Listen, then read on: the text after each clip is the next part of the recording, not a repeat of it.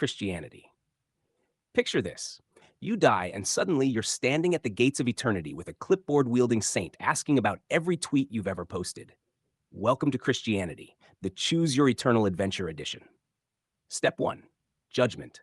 It's cosmic airport security, except St. Peter isn't checking for liquids, he's checking your entire life. Every good deed, every lie, every time you said, "I'll pray for you," and then immediately forgot. Pass the test? Heaven awaits. Eternal joy, reunions with loved ones, and possibly unlimited food that never makes you gain weight. Fail it? Hell. A place so unpleasant even mosquitoes filed for relocation. Some say it's fire and brimstone. Others say it's just trying to load a web page on dial-up internet forever. Catholics get a bonus level called purgatory. Think of it as heaven's car wash. You get spiritually detailed before entering the main event. The final plot twist? Christians believe in resurrection. One day, everyone gets their bodies back, but upgraded.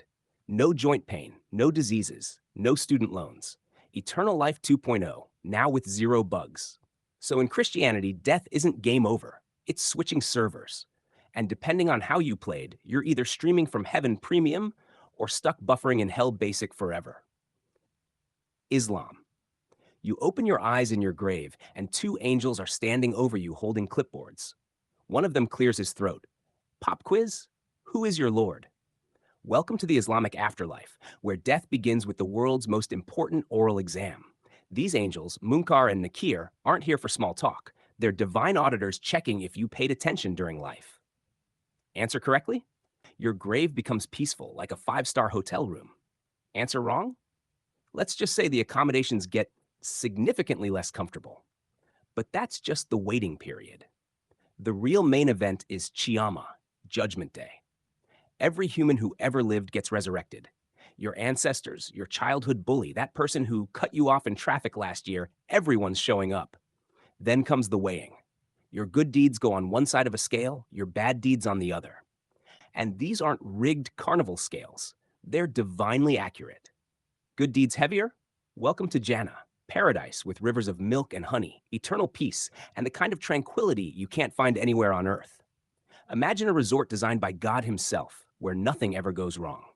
Bad deeds heavier? Jahannam awaits. Fire, regret, and heat that makes the Sahara Desert feel like air conditioning. In Islam, death isn't an ending. It's result day after the longest exam of your existence. Life was the test. Death is when you find out your score.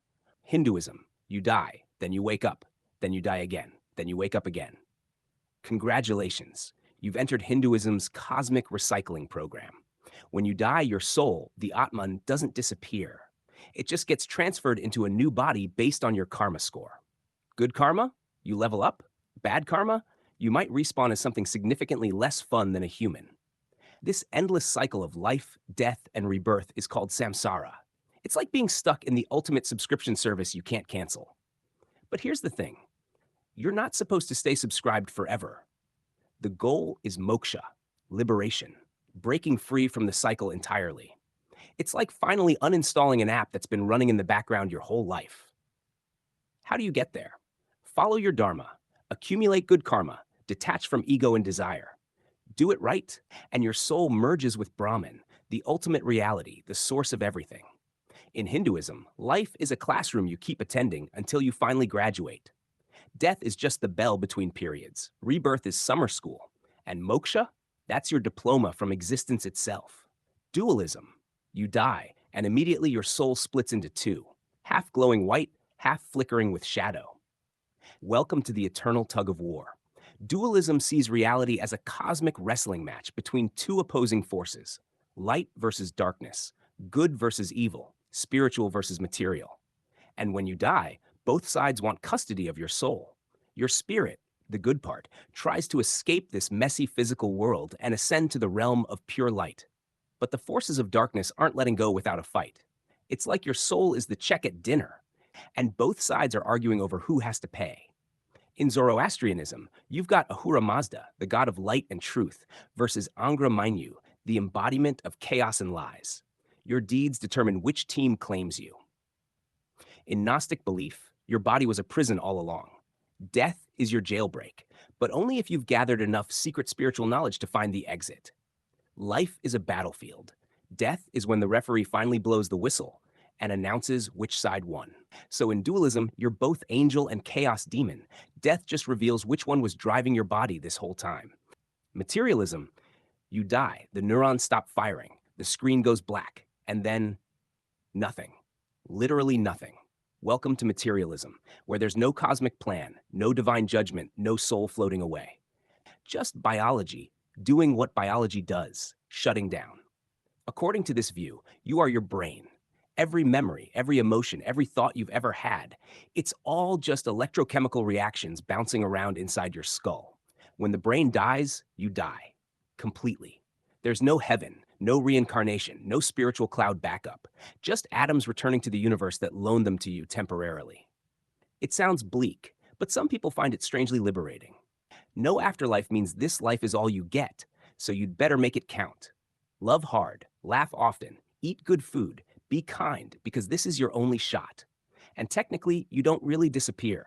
Your atoms scatter, recombine, and become other things. Maybe a tree, maybe rain, maybe part of someone's lunch 50 years from now. In materialism, death isn't the end of matter, just the end of you. The lights go out, but the universe keeps dancing. Mind uploading, you die. But plot twist, your consciousness doesn't. It gets copied, uploaded, and rebooted on a server in Silicon Valley. Welcome to mind uploading, where the afterlife isn't in heaven, it's in the cloud. The idea is this: before you die, or right after, scientists scan your brain, every neuron, every connection, every memory. Then they upload that structure into a supercomputer and run it as software. Boom, your mind is now digital. No aging, no disease, no body to maintain. Just your consciousness existing in a virtual paradise. Want a mansion on Mars? Render it. Want to talk to Socrates? Download his consciousness. Want to experience being a dragon? Install the expansion pack. But here's the uncomfortable question nobody wants to ask. Is the uploaded version actually you? Or is it just a perfect copy that thinks it's you while the original you is still very, very dead? Still, believers in mind uploading see death as a transition. You don't go to heaven, you install it.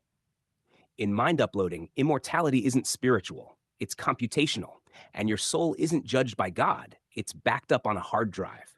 Greek and Roman Hades. You die in ancient Greece, and immediately you realize someone better have put a coin in your mouth. Welcome to Hades, the original underworld, where death is less eternal rest and more checking into the world's gloomiest government office. First, you need to pay Charon, the grumpy ferryman. That coin on your tongue? That's his fare for rowing you across the river Styx. No coin? Congratulations, you're walking. For eternity. Once you cross, you officially clock into the afterlife. No clouds, no harps, just perpetual gray fog and the vibe of a DMV that never closes. You'll meet Hades himself. Not an evil god, just a deeply exhausted bureaucrat who stopped caring somewhere around 500 BC. And the underworld isn't one size fits all. There are different neighborhoods, the Asphodel Meadows, for regular people. Not punishment, not reward, just eternal meh. You exist, you wander, nothing happens. Forever. Elysium, for heroes and legends. Sunshine, music, feasts, basically ancient Greece's VIP section. This is where you go if you did something incredibly heroic or the gods liked you. And Tartarus, for the truly wicked. Fire, eternal torment, creative punishments designed by vengeful gods. Think of it as hell, but with more irony and mythology. Some souls even get a second chance. Drink from the river Lethe, forget everything, and respawn into a new life. In Greek and Roman belief, death isn't the end. It's relocating to the shadow version of Earth, where everyone looks tired and the lighting is terrible. Hades is the world's oldest DMV, staffed by ghosts and managed by an overworked god who just wants everyone to take a number and wait quietly. And that's it. Thank you for watching this video. Please like, subscribe, and I'll see you in the next video.